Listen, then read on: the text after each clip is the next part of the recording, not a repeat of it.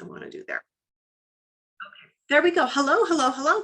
We are getting ready to go live right now. We're going to get started. It's so good to have you with me today. Thank you so very much. And we're going to actually turn the video on as well. Hi there. Those of you who are on Instagram probably won't be able to see that because okay, if I hold my camera way back here, you can see it, but that doesn't work so well. Just give me half a second to set up my other phone stand. Sorry, guys on Instagram. I know this is making you seasick. I was trying a different phone stand today, and apparently I just need to go back to the tried and true. There we go. There we go. How's that for you on Instagram? Is that good? Give me a thumbs up if that's good. I love all the waves on Instagram. Thank you so much. Thank you so much. I just want to double check. How's our audio on the webinar? Are we good on the audio? And on Instagram, are we good on the audio there as well? As soon as we see that, Peggy says yes. Awesome. Okay, so here we go. We've got some material to cover today, and just so glad to have you all with us. You know, there's so many. One of my big missions is to dispel the myths, is to get the most up-to-date, accurate information about iridology out to the world. That is so important to me. And it's important to me because when I started in iridology 40 years ago, I learned it the way it was being taught then.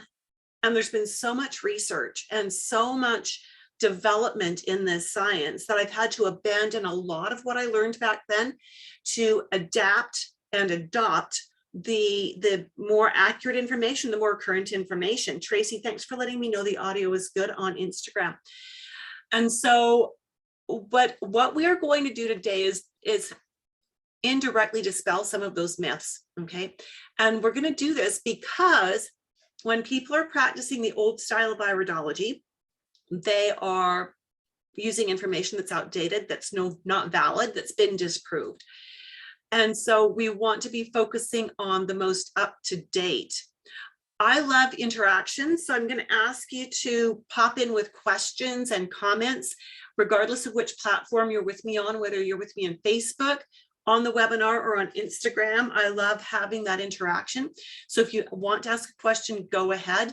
If it's something that I can deal with or that I can address, deal with sounds so negative in my head. If it's something that I can address here, then in this webinar, I absolutely will. All right. Amazing. Okay, so little introduction about myself. Some of you are new to me. Some of you have been with me for a long time. My name is Judith Cobb. I am a master herbalist, natural nutrition clinical practitioner, and a certified iridologist and a certified iridology instructor with IPA. I got into holistic healing over 4 decades ago because I had some health problems as a young adult, and the doctors couldn't pinpoint it for me.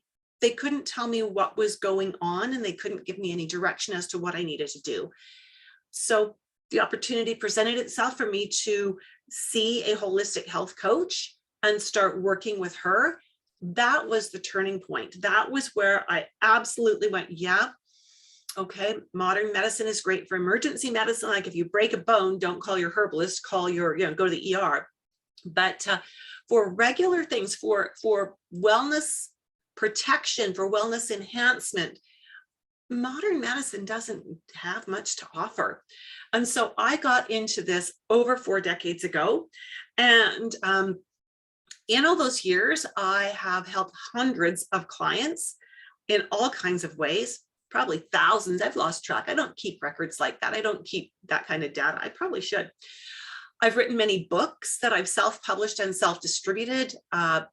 Pregnancy Naturally, the Herbal Birth Kit Handbook, Healthy Kids Naturally, The Essential Guide to Nature Sunshine Products, Biokinesiology and Color Therapy, Levels 1 and 2, and the Dynamic Iridology Textbook.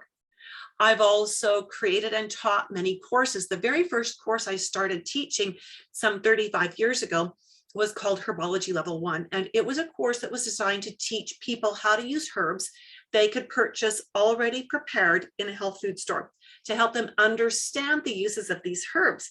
That course was, like I said, 20 hours long, And we thought it was pretty in-depth. By the end of that, the students were saying, but what comes next? And so we developed a 16-hour course to teach them how to assess a herbal formulation. Again, things that were commercially prepared, so that they could read the label and understand that even though the front of the label said this was an eye wash, when you saw the ingredients, you would understand it could be used for other problems as well. And so they absolutely loved that. And from there, I had many of those students actually become health coaches. That was the foundation for them launching into having their own businesses. I also designed and taught biokinesiology and color therapy level 1 and level 2. For a period of time, I was a certified prenatal educator with ICEA, and so I designed and taught prenatal classes. My heart really belongs to fertility and pregnancy things. I love, love, love working with couples that are having challenges with fertility and with couples that have concerns with their pregnancies. I've also designed and taught and do currently teach the dynamic iridology assessment system, which is an IPA approved iridology course. For those of you who might be familiar with IPA, they have a level 1 and a level 2 and now a level 3. I'm hoping to finish that certification in the next week or two. For the level 1 and 2, I'm certified to teach. And in the scope of those two, I've integrated all of that curriculum into the dynamic iridology system, simply because I teach it in a different order than what IPA teaches it in, because it makes more sense to my students. So stay with me until the end of today to learn about the upcoming dynamic iridology assessment system course that will be starting in February. So there's my credentials with IPA. With IPA, we have to recertify, we have to update our credentials every 2 years as an iridologist and as an instructor. So mine will need to be renewed this coming summer. I'm a member of the Canadian Association of Holistic Nutrition Professionals and the Canadian Association of Natural Nutritional Practitioners. Now, both of those require, again, certain educational standards to apply for professional membership. And also the Alberta Herbalist Association. And again, I had to show proof of training to join them as a professional organization. So if you are a health professional, whether it's nutrition or herbs or naturopathy, anything to do with holistic health, I have a very special invitation for you at the end of our time together today. And so now, are we ready to talk about iridology? Yeah. If we are, let me know. Let me know that you are ready. Peggy is so hot on that button. Yes. I think that's for this, unless that was for the audio. Are we ready to do some iridology now? Yeah. All righty, let's roll ahead. This iris shows a very resilient pattern. When we're looking for resiliency, we are looking at how close the threads are, how evenly spaced they are, how dense they are. And so this is an iris that, if we were doing what I call social media iridology and someone posted this and said, tell me about my health, number one, I wouldn't do that. But you'll get a lot of iridologists who would look at this and would start telling this person about their health with absolutely no context. Now, that is the proclamation side of things. And that's the kind of iridology I used to practice as well at the outset, was telling people what I saw and what it meant. And shh, I don't want to know anything you've got to say, right? Not a very holistic approach at all, if I might say so myself. And so, but when we see this in an eye, again, it suggests that this person is fairly resilient, that presented with health challenges, they are likely to rebound quite well given the right support, that they can actually resist disease processes fairly well as well.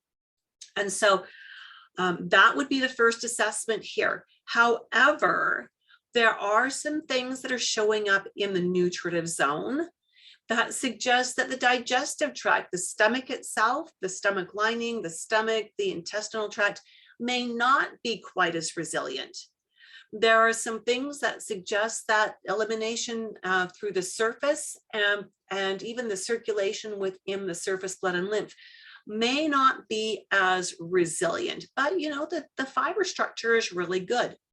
So looking at an eye like this, my first assessment is going to be good resilience.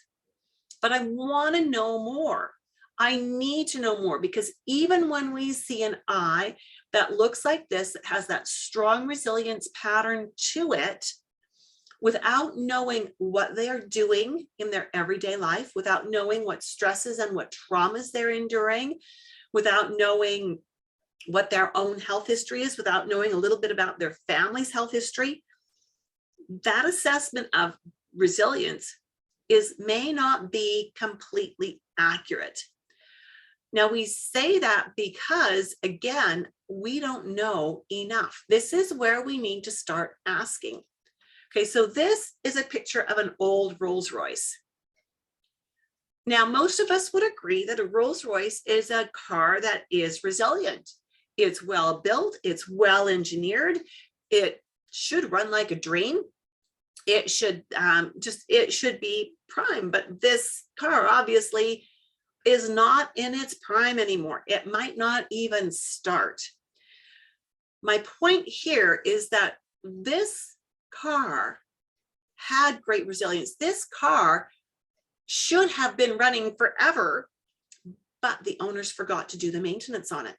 Maybe they didn't do the lube jobs and oil changes. It doesn't look like they've taken very good care of the exterior of it either. And my dad used to be a car dealer, and he would say you could tell a lot about how a person cared for their car by the outside. If the car was clean and shiny, they probably had it serviced regularly. They probably got it tuned up. They had it checked out to make sure it was running well. If the outside was junk, then what was under the hood would be deteriorating as well. The same is true with people. Our eyes can say we are resilient, and yet if we don't do our lube jobs and oil changes, if we don't do our own personal wellness maintenance, that resilient eye structure can mean very little, because we can break our bodies down. So again, a client may have been blessed with a genetically strong body and a resilient body, yet if they aren't taking care of it, then their symptoms are not going to match necessarily what we see in their eyes.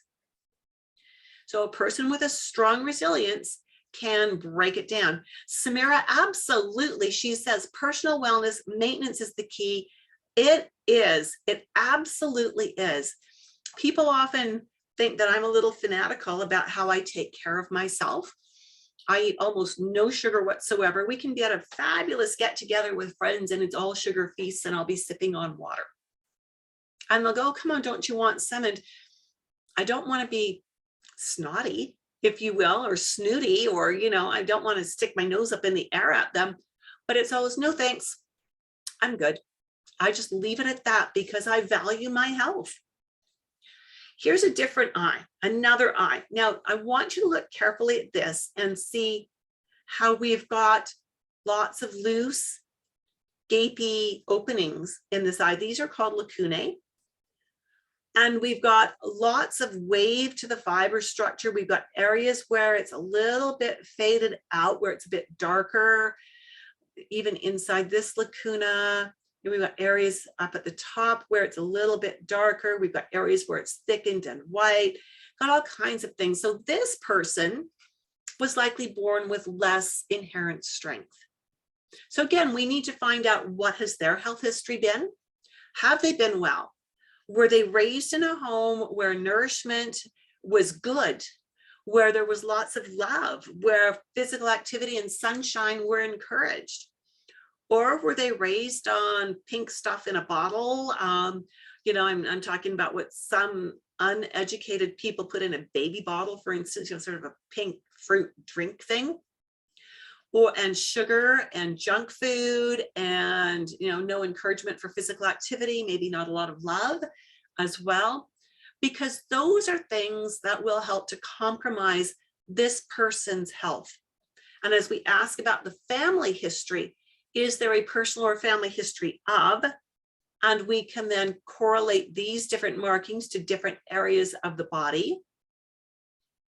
That helps to give us insight as to how much impact these markings may have on this person's health. Remember, these types of fiber structure markings are inherited.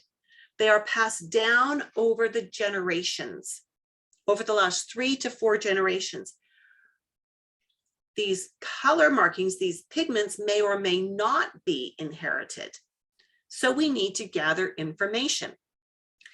This person, we look at this eye and we think, oh, this body has less resilience. This person has a weaker structure. And I don't like to ever say a weaker structure because no one wants to hear that they are weak. But I will say to this person, you have the capability of being very well when you know what your body's own rules are and when you live by those rules. Again, if this person was raised in a home that had excellent nutrition, lots of love, physical activity, get out in sunshine, maybe the family had a garden and they dig in the garden together, then this person, in spite of what their eye says, may be enjoying very good health. Basically, what it means is they are maximizing their potential, right? We've each inherited a range of possibility. If we've got that continuum that goes from no resilience to ultimate resilience, we've each inherited something along that line. And if we have the junk food diet, we're going to come out at the lower end. If we have a healthy diet, we're going to come out at the higher end. If we have a poor lifestyle, we'll come out at the lower end. If we have a healthy lifestyle, we'll come out at the higher end. And our job as health coaches is not to tell our clients what is wrong with them. It's to help them to understand what needs nurturing. Does that make sense? It's to help them understand what should be supported and how to support it the most effectively. So someone that's got this kind of an eye raised in a beautiful situation with good nutrition may have fabulous health. This same person raised in a lesser situation may experience chronic issues. Those chronic issues can be reversed with all the right work. So if this person is willing to do the homework, they can enjoy excellent health as well. So when a client comes in with symptoms that don't match what their irides say they should be, what their weak links are, what their areas are that need nurturing, it's because the person has earned the right to have those symptoms. Because we can take a strong area and break it down through abuse. Does that make sense? If that makes sense, give me an oh yeah in the comments. So iridology is a blueprint for the body for its inherent patterns.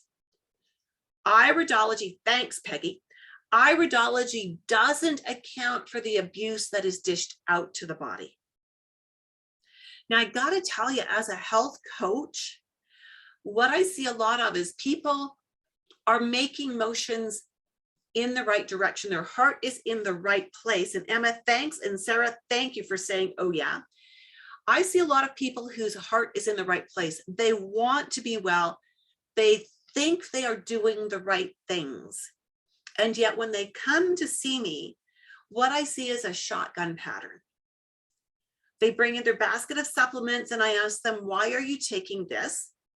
I don't know, I heard it's good for me. Well, why are you taking this? I don't know, I heard it's good for me. Why are you taking this? Well, I think it's good for my heart. Is there a history of heart problems? No. Is there a history of heart problems in your parents, your aunts, your uncles, your grandparents? No. Then why are you taking this?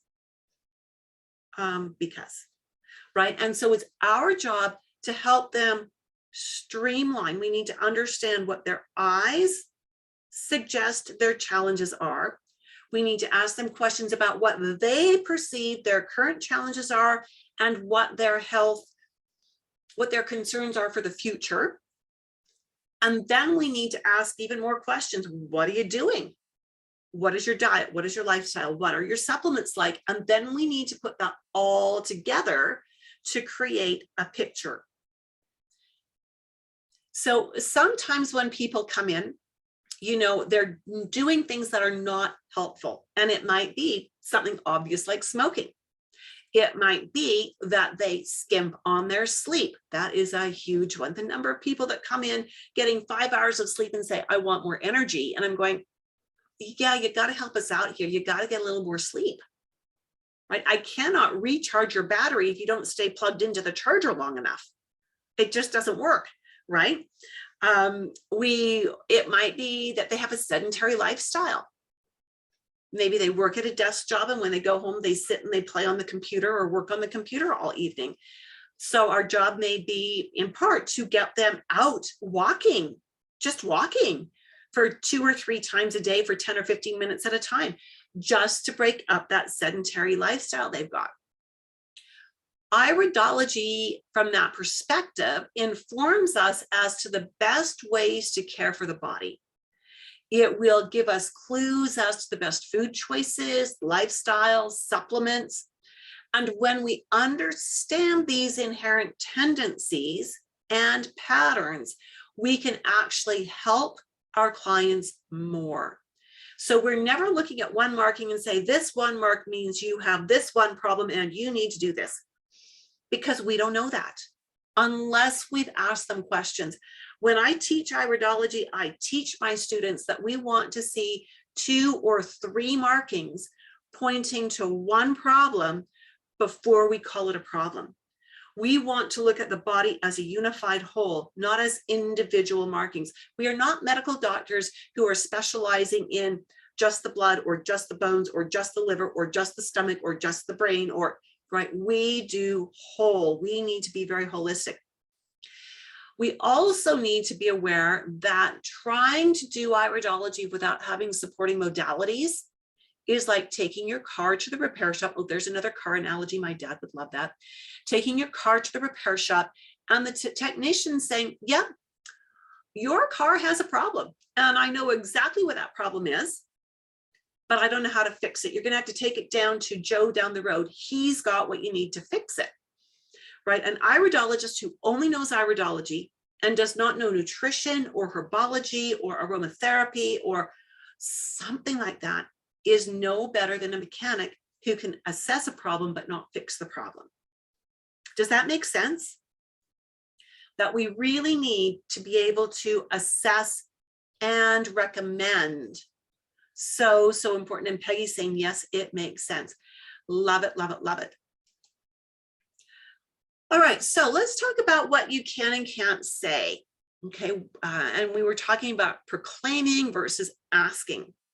So many iridologists will launch out on a limb and they'll talk about the client has diabetes or the client has heart disease or you have a skin problem, probably something like psoriasis. And we don't know those things for sure by looking at the eyes. We may see indicators that suggest an increased inherent risk of those processes possibly, but we don't get to diagnose, but we can ask questions. So maybe we need to ask if we see certain specific markers. Is there a personal or family history of blood sugar disorders? I recently worked with a client who's been with me for about 25 or 30 years now. And hadn't seen her in a few years, and that's okay. That's what my clients do. Saw a marking that really strongly suggests she's headed towards type 2 diabetes if she's not already there. Her weight gain also suggested that she was heading there, and her waist measurement was definitely over 36 inches. And so as I looked at this, and because I have a history with her, I knew I could be a little bit blunt. And I said to her, I think you're headed for type 2 diabetes. Is there a history of that in the family? And she broke down in tears and said, oh my goodness, my dad. And I promised my children I would take better care of myself and I would never do that to my kids. And so it was good that I was blunt, but I also needed that family history because that gave her the context to realize she is her father's daughter and she better get her act together to get things evened out for herself. Even if the client didn't, even if she didn't have blood sugar issues, I would have seen that she's headed that direction and I would have coached her as to how to correct it, right? And I could do that with her on a first appointment after many years because we know each other well. And I've worked with her, like I said, like helped her and her husband conceive their kids. I enhanced their fertility and help them through their pregnancies.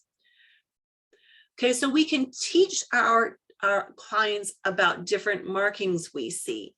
So, you know, when we look at this, one of the things that we would see, for example, if you've done a longitudinal study, as we look at this eye and this eye, these are the same person. These photos are taken 23 years apart. They're taken with different cameras, which immediately invalidates a color comparison, right? Different sources and different qualities and different intensities of light alter the color you see. So we cannot use this to say, this is more orange, this is less orange. All right. What we can notice, however, is in the more recent photo, we have this dark accumulation here that is not in the initial photo that we did years ago. Now, some people would say, oh my goodness, you're toxic. You've got to do some cleansing. That's not good. And I look at this instead and I say, this is a genetic marker that has come later in life. Not all things that we see in the iris that are inherent are present at birth. Some of them surface over time, much the same way as my hair wasn't gray when I was 40, but it's pretty gray now, right? That was genetically triggered. This is like gray hair. It was genetically triggered to happen later on in life. I'm not going to tell this person that he needs to do a deep cleanse. I know this client very well. I know his lifestyle. I know that what I'm seeing here is that as he's getting older, his liver needs more support. Now, because I know him well and I know his lifestyle well, I know what to coach him on as to how to fix that. But I'm going to ask him questions like, how's your skin? Is it itchy? That can be an indication of a liver imbalance.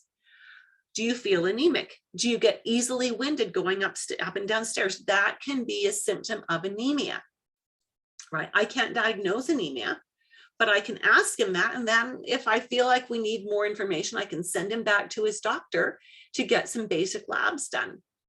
I can ask him, does he ever have dry burning eyes?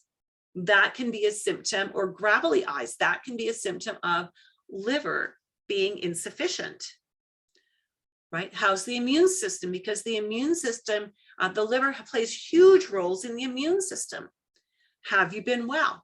Have you been avoiding colds and flus and viruses? Right? What color are your bowel movements? If he's producing enough bile, then his bowel movements should be a brown color. If he's not producing enough bile, they will be clay colored. And when we see clay colored bowel movements or those lighter colored bowel movements, we know that there may be either an issue with bile production or there may be congestion in the gallbladder, right? So do you see how asking questions is going to give us more information at a depth that we need to understand how to support our client? Does that make sense? Does that make sense?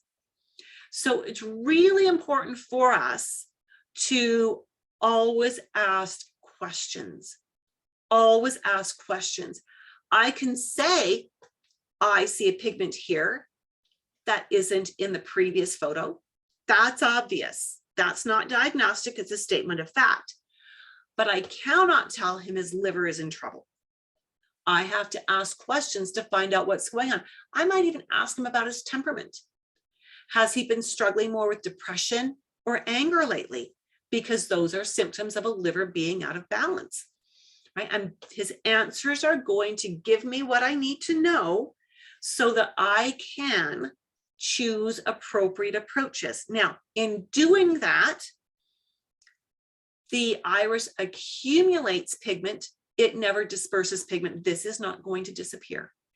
It's not going to go away. I could put him on the most intense cleansing protocol ever, and this is not going to go away. This is genetically set now, and it's staying there for good. All right. So we're going to use the eyes to ask questions. Now for this fellow, If we look back at the older photo, we can see that it's a little bit gray in here. And we can see that it's very gray here. So we're going to ask about his stomach and his digestion, right? And so we're looking for lots of different information. Some people would say, look at this. This has changed. Compare it to this. That has really changed. No, it hasn't. What has changed is the pupil size, right? Notice this is an LED light, which is much brighter than this incandescent light. This made the pupil get smaller. As the pupil gets smaller, those fibers in the iris stretch out. As they stretch out, it pulls things closer together, which is exactly what we've seen there. Does that make sense? If that makes sense, give me a makes sense in the comments box. And if you're with me on Instagram or on Facebook, let me know this is making sense for you. How are we doing? Any questions so far? We've got lots of making sense come through on the webinar. That's great. Let's do this next case study. This is a female. She was age 44 when we took these photos. She weighed 200 pounds and was gaining weight, 5 feet 10 inches tall. So she's got some height. She can carry some weight, but 200 is a little bit much. She was finding that her joints were getting achy. And for those of you on Instagram, on Instagram, I'm going to try to get a better angle, or I'll just hold my camera closer for you so you get a better image. There you go. There you go. Joints were aching. She was gaining weight. She was suffering from seasonal affective disorder, which is the winter blues. We get those north of the 49th parallel, where our daylight is very, very short in the winter, and it leads to depression that hits in the winter and clears up in the spring and summer. And because of the winter blues, she was on Zoloft, and she was finding her menstrual periods were very painful.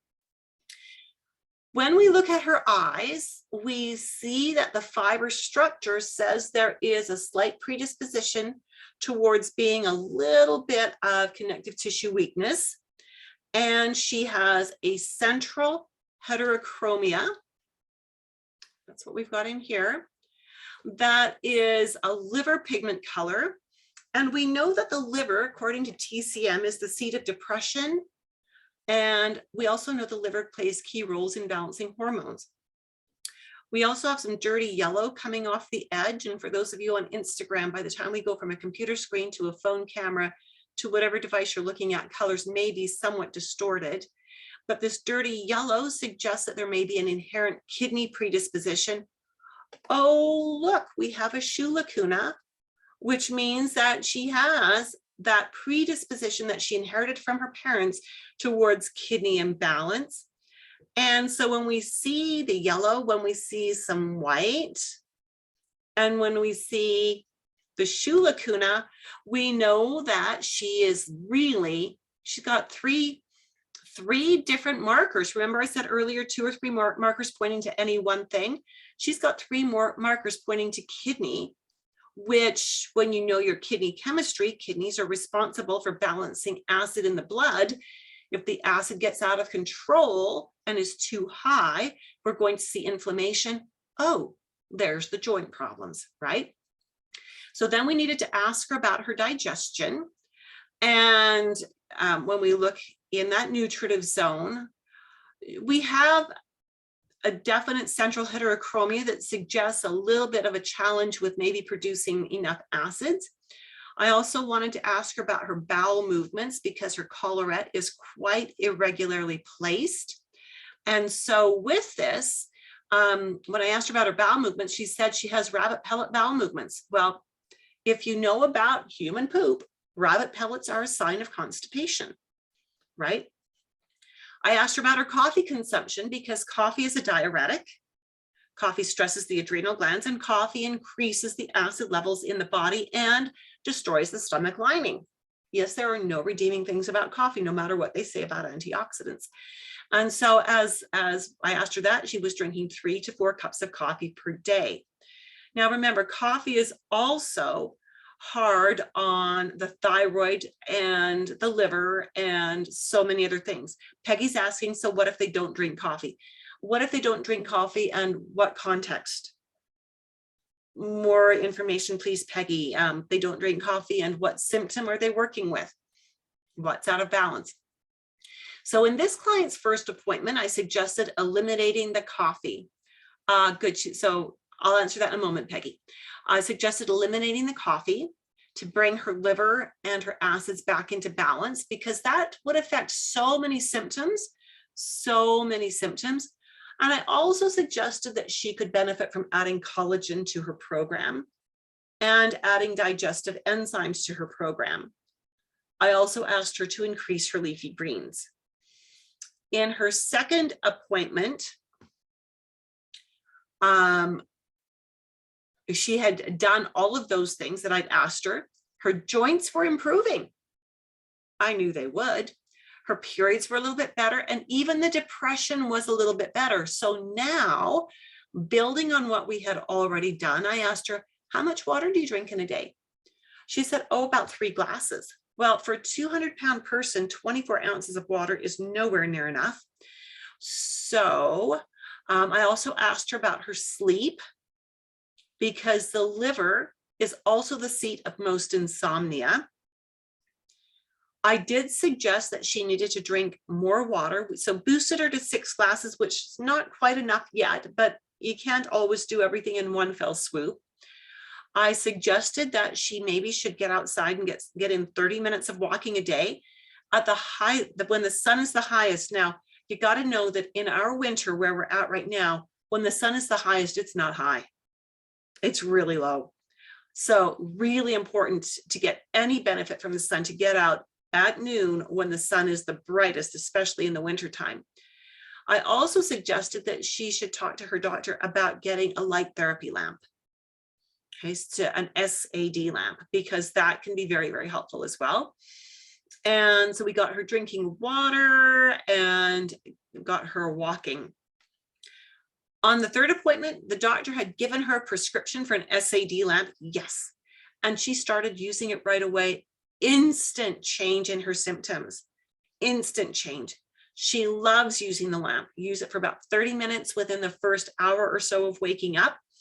And she said it gives her more energy than coffee ever did. It gives her energy. She was able to get her water intake up.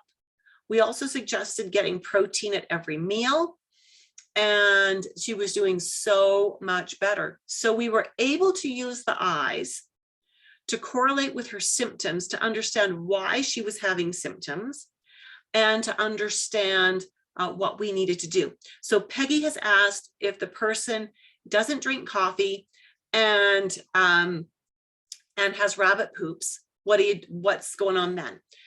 They're still dehydrated. They need water, and they probably need fiber, but I would be reluctant to use like a bran or a psyllium, because those demand a lot of water. I would be working at increasing their vegetable fiber, which contains more water in it, and I would get them walking. Had a client say they do a suntan bed. Now I'm going to tell you that depending on what they're doing the tanning bed for, it can also be very good for the winter blues.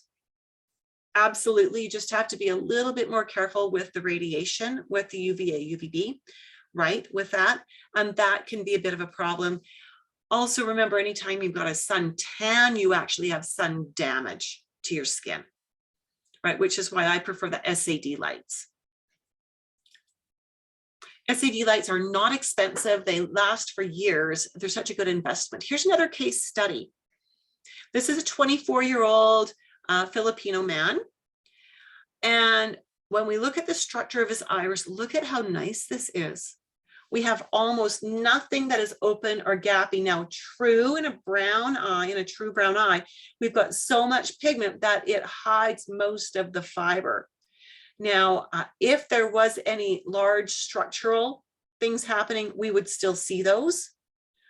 So we see that there are almost none in this eye, which means that this person has the potential to feel really good if he would take care of himself. He does have a lot of contraction froze. This does not mean he has chronic stress. This means that he responds from the sympathetic nervous system, and he responds quickly, which means that any little thing that other people might look at and go, yeah, not a big deal, he might think is a huge problem, right? And unless he is well nourished. So this young man's problems are that he has gout at the age of 24, and he suffers from anxiety and depression. Now, that's anxiety and depression is not uncommon when we see contraction furrows. Contraction furrows do not mean they will have anxiety and depression. I want to make that very clear. But it does mean that if he's not well nourished, he likely will struggle more. And his diet is atrocious, absolutely atrocious. What I often find happens with Asian people who are first generation to come to North America is they keep the white rice and they keep all the junk food from Asia, and they add to that all the junk food from North America. And that's exactly what he was doing. Drinking 2 liters, that for those of you in the States, that would be about 2 quarts of soda every day. Candy, cookies, sweets, the white rice, no vegetables, virtually no protein. He was living on junk food. Junk food. Okay, so he has the beginning of a corneal annulus. This is also known as lipemic diathesis. So he's inherited a tendency for his liver to be unbalanced. The carbohydrates, his liver can't handle them. It's going to turn those into cholesterol pretty quick, or it's going to throw him into type 2 diabetes pretty quick. And I suspect he is an undiagnosed type 2 diabetic. When you understand type 2 diabetes and gout, they go hand in hand. Type 2 diabetes and an unbalanced lipid panel go hand in hand. But he's got it all. But no doctor has ever said he's got type 2 diabetes. I think it would just throw this young man into the ultimate depression if anyone told him that. Now, notice that he has a lot of blood vessels showing in his eyes as well. That is a really strong indication that he has a lot of systemic inflammation. So with this young man, I would ask him about the inflammation. Remember, I can't tell him he has inflammation, but he said he's got gout. I would want to know, are there some joints that are more affected than others? And for him, it's his toes, his feet, his ankles, his wrists, his knees. I mean, it migrates through his whole body. I would ask him to, if he struggles with anxiety, depression, and if he does, where is he at with that right now? I want to know about his liver. Now, he doesn't know what his liver does. I'm going to have to walk him through some basic indicators of liver. I would certainly ask about his diet, and I would ask about his circulatory system. Is he aware of any, is there a personal or family history of anything with circulation? Now, I usually like to be careful how I ask those questions, because if I'm looking at their eyes and I say, is there a personal or family history of whatever, the client suddenly will always think, oh no, she's saying I've got this, right? And that's not my job. I am not here to make my clients be fearful. So I usually start the appointment just in a general way of, is there anything running in the family? So it's just a question. It's not related to their eyes. And when they say, yep, and they give me the long shopping list of the kinds of things that are running in the family, then it gives me context when I'm looking at the eyes. So what we've seen with this young man, though, is when he's good, he's very, very good. You know, he can clean up his diet. He can get out to the gym. He's a couch potato otherwise. He can work out regularly. He can cut out the soda. He can drink the water. He can lose 10 pounds a month. He can, all of that calms his emotions. It calms his gout. But when he does a nosedive, all of the bad habits return. So very bipolar, if you will, in his response to things. So with this kind of a person and with this kind of an eye, I'm going to want to use some very broad supplements. I would probably want to give him some ashwagandha, some cordyceps, I would absolutely use methylated B with him and some milk thistle. That would be the breadth of his program for a while. I would want him to establish that habit. I would want that support for his nervous system and for his liver. I would ask him to work out 3 to 4 times a week for about 30 minutes.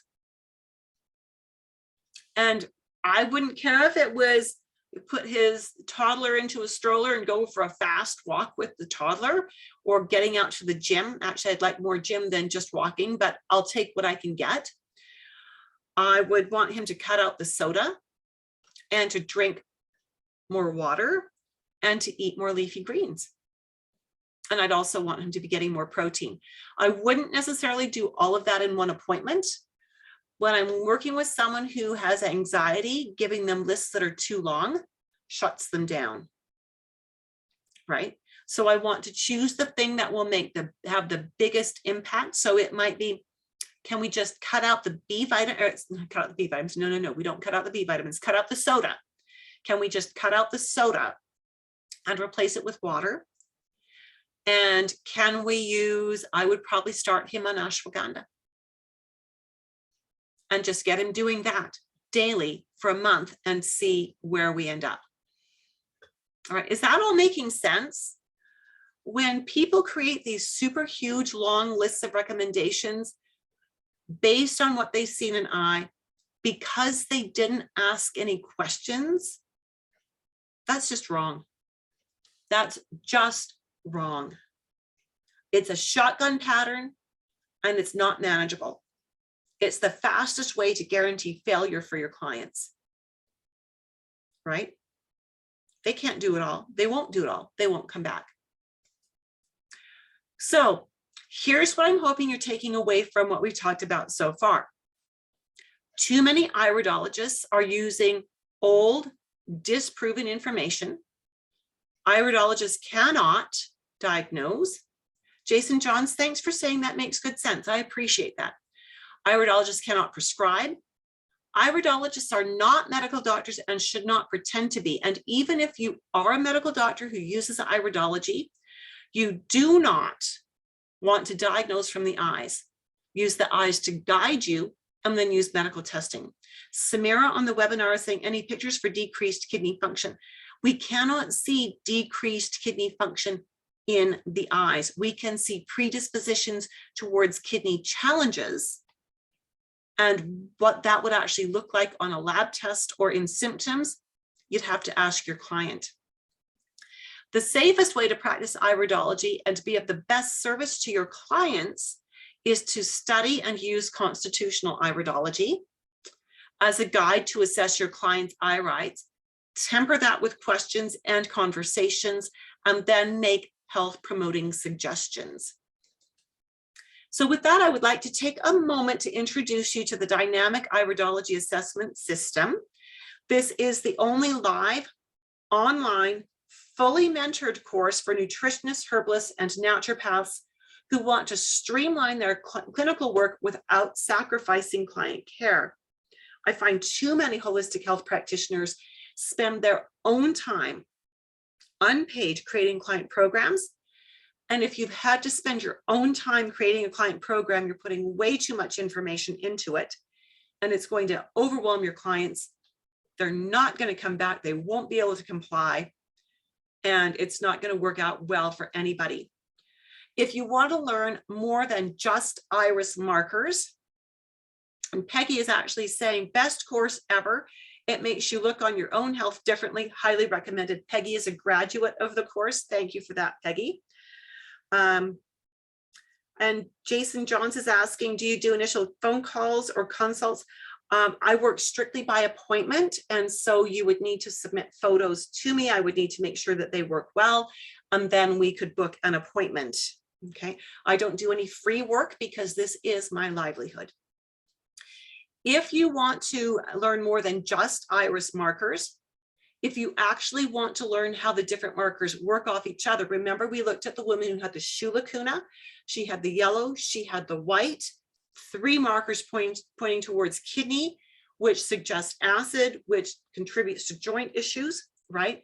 If you want to learn how the markers integrate like that, and if you want long-term support and mentoring for yourself as a holistic practitioner, then join me in this course.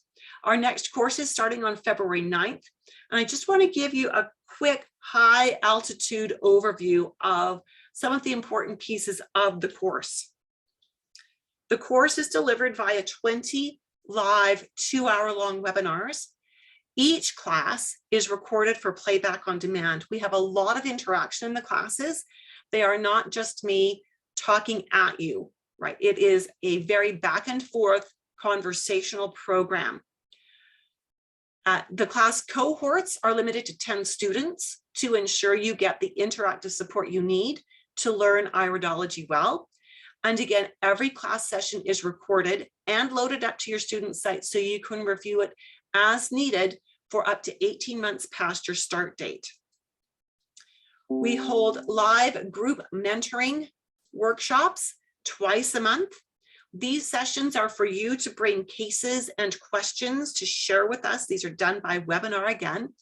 So if you've got a question, if you're working with a client and you need some help with their eyes and with what questions would you ask and recommendations to make, this is a great place to bring them so we can discuss those photos as a group and give you some guidance and support.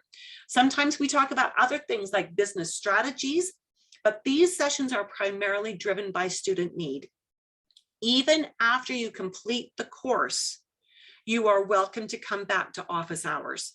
We call these office hours because, you know, sometimes you just really need ongoing support. Jason Johns is saying, yes, I meant phone calls just for a phone conversation and a paid phone call. I'm not sure. Why don't you PM me, Jason Johns, to talk about what you mean by just for a phone conversation? Okay. And we will see where it takes us. We have a student and alumni Facebook group. This is another way for you to get support between classes and after you finish your course. You only get kicked out of this group if you're not nice, right? But as long as you're nice, if you're a student or an alumni, you get to keep coming back into that.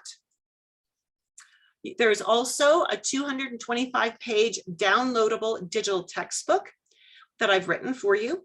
And the reason I have not printed it into hard copy is periodically IPA changes the curriculum a little bit and adds information, and new research changes things.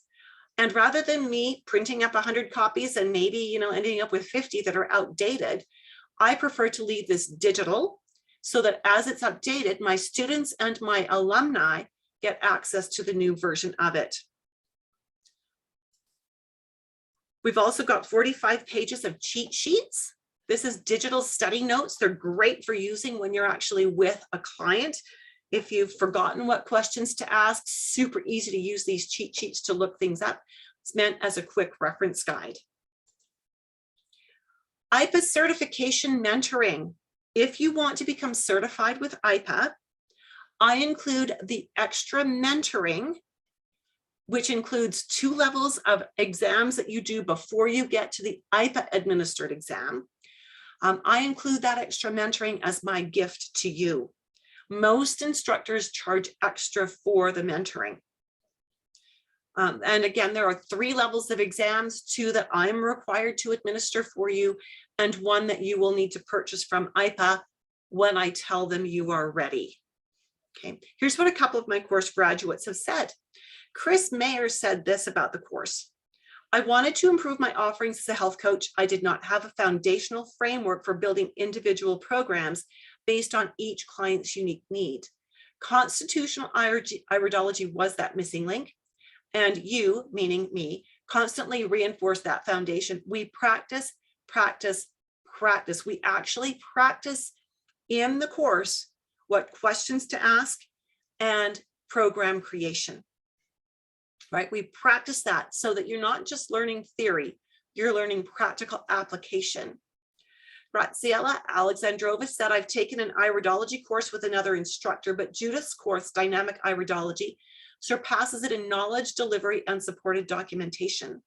It is one thing to have a profound knowledge and yet another to have the ability to express it clearly to teach others.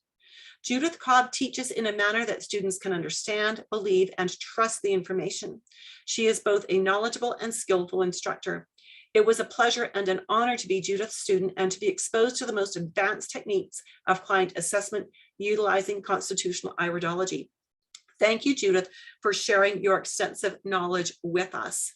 Now, for those of you who are interested, the next course is starting on February the 9th. And again, there are only 10 seats available in the course in total. If you are interested, if you are a health professional and you're interested in this course, I encourage you to book a call with me. Book a Zoom call using this link. Peggy is saying so worth it. Thank you, Peggy. I didn't even have to pay her to say that. But let's chat. The purpose of this call is not to hard sell you into anything. It's to see, talk about your wellness business, where your strengths are in the business, challenges you might have, and to see if dynamic iridology might be a good fit for you. If it's not a good fit, I will coach you as to other things that maybe need to happen first. And if it is a good fit, then I will offer you the opportunity to actually get in on the course. And the Facebook group has asked for me to share, I'm sorry, not the Facebook group. There we go.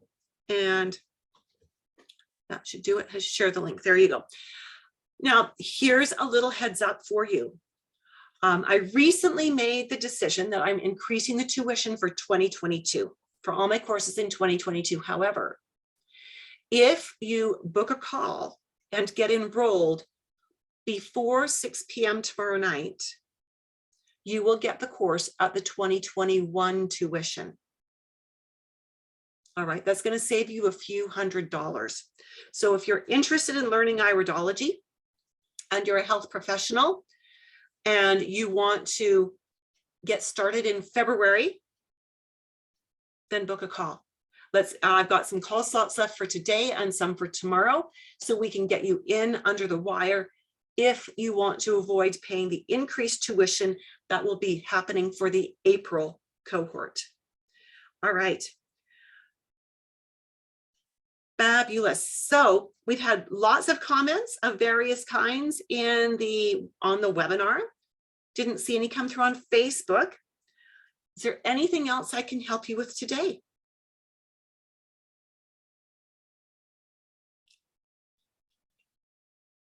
I'm not seeing anything come through just yet.